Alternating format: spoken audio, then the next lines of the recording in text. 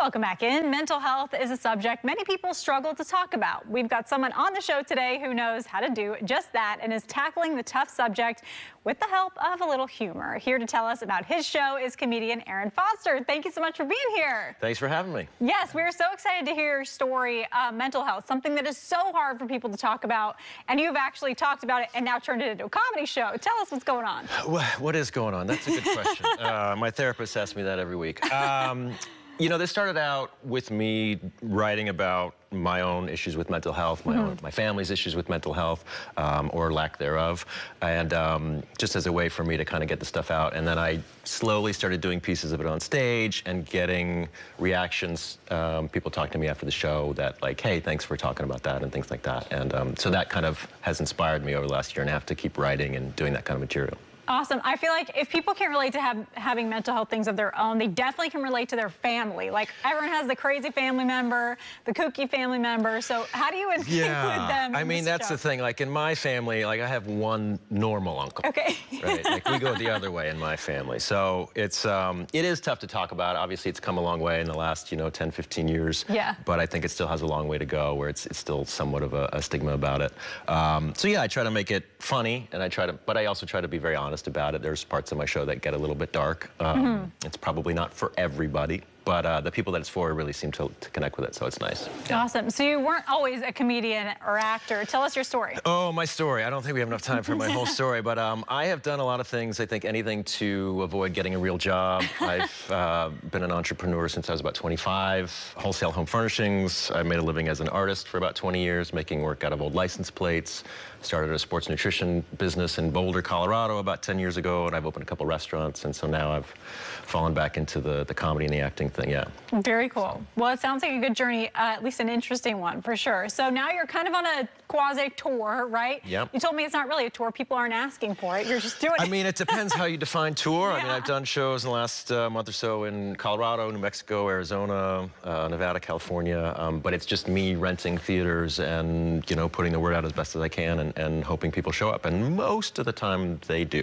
Okay, so tell me a little bit about what that reaction has been like from people.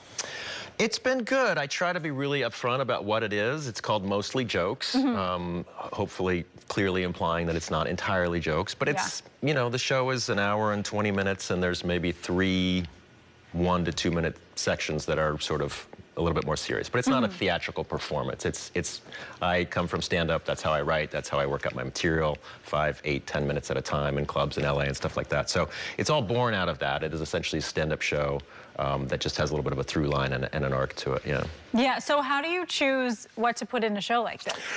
I try to focus on the things that people laugh at the most. It seems to be the most important for that kind of show. But I have a group of comedians in LA that I write with and have written with for the last couple of years, and so there's a lot of it's a nice place to test material out and find out if it has any sort of legs to it before you try it out in a room of drunk people on a Wednesday night who maybe are not in the mood for material about depression, anxiety, and things like that. Yeah, so let's talk about that a little bit, because I actually think this is a really good way to talk about those topics, because they can be tough and people don't know how to even bring them up or go about it. So how do you know, how far is too far and what to chat about with people?